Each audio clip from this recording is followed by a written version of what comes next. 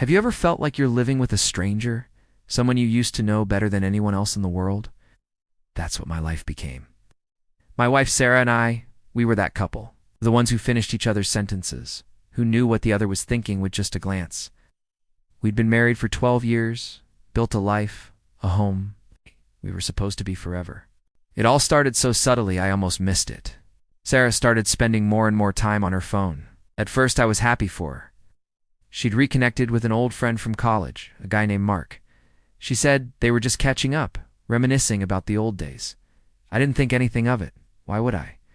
I trusted her completely. But then the late-night texting began.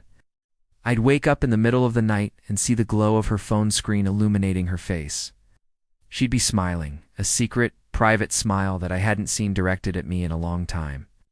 When I asked who she was talking to, she'd just say, "Oh, it's just Mark," and quickly put the phone down. The openness we once shared was slowly being replaced by a wall. Our conversations became empty. I'd ask about her day, and she'd give me one-word answers, her eyes constantly flicking back to her phone, waiting for a notification. It felt like I was a supporting character in her life, while the main story was happening on that little screen. Mark became the person she shared her dreams with, her frustrations, her funny little observations about the world, things she used to share with me. I tried to talk to her about it.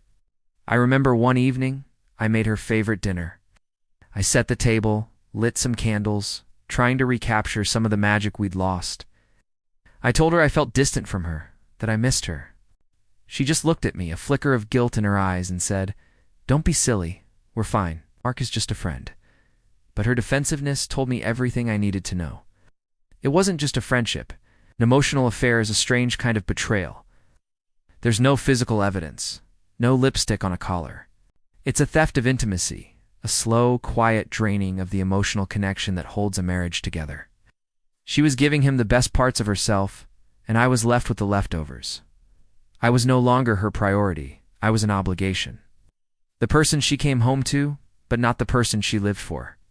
The breaking point came when I found out she'd been sharing our private marital problems with him. The things we were struggling with, the arguments we'd had, she was discussing them all with Mark, seeking his advice, his comfort. That's when I realized I hadn't just lost her attention.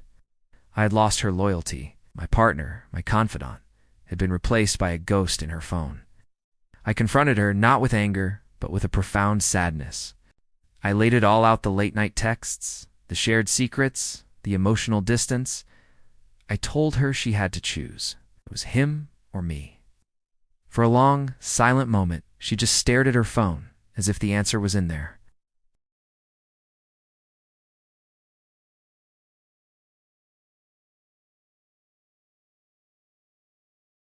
We're separated now.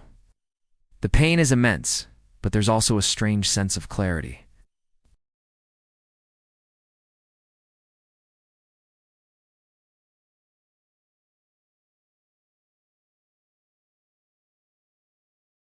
It's a lonely road, but it's a road forward. If you've ever felt this kind of invisible betrayal, know that you're not alone. It's a heartbreaking experience, and healing takes time. Thanks for listening to my story. Take care.